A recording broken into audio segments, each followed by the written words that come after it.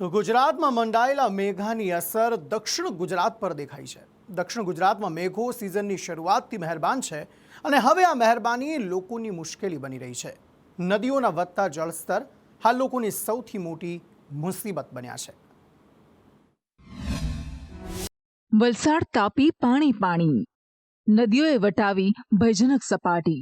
હાલ ભાદરવા માસમાં ચોમાસાએ ફરી એકવાર જોર પકડ્યું છે, જેના કારણે રાજ્યમાં ચાલુ મોસમનો સરેરાશ વરસાદ 102.89% નોંધાયો છે, જેમાં ખાસ સૌથી વધુ દક્ષિણ ઝોનમાં 107.99% જેટલો વરસાદ ખાબકતા જનજીવન પર માઠી અસર જોવા મળી રહી છે।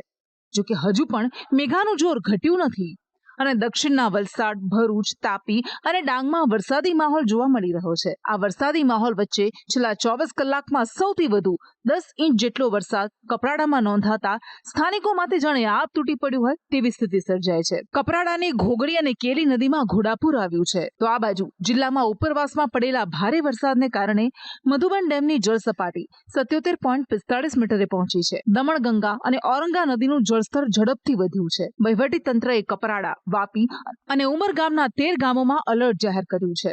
209 રસ્તાઓ ઓવરટોપિંગને કારણે બંધ કરવામાં આવ્યા છે। જિલ્લા ડિઝાસ્ટર મેનેજમેન્ટ અને એનડીઆરએફની ટીમ સ્થિતિ પર નજર રાખી રહી છે। અર્લી વોર્નિંગ સિસ્ટમ દ્વારા નદીઓનું મોનિટરિંગ કરવામાં આવી રહ્યું છે।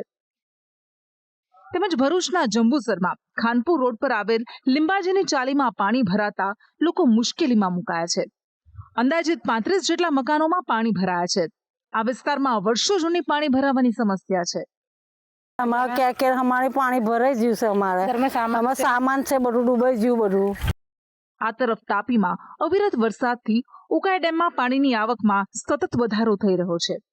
ઉકાઈ ડેમની જળ સપાટી સતત વધતા હાલ ડેમના 22 દરવાજા ખોલી ઉકાઈમાંથી તાપીમાં પાણી છોડવામાં આવી રહ્યું છે, જેના કારણે તાપી નદીના કાંઠે આવેલા ગામોની ચિંતામાં વધારો થયો છે। આમ દક્ષિણ ગુજરાતમાં ભારે વરસાદ બાદ નદીઓ ખળખળ વહેતી થઈ છે।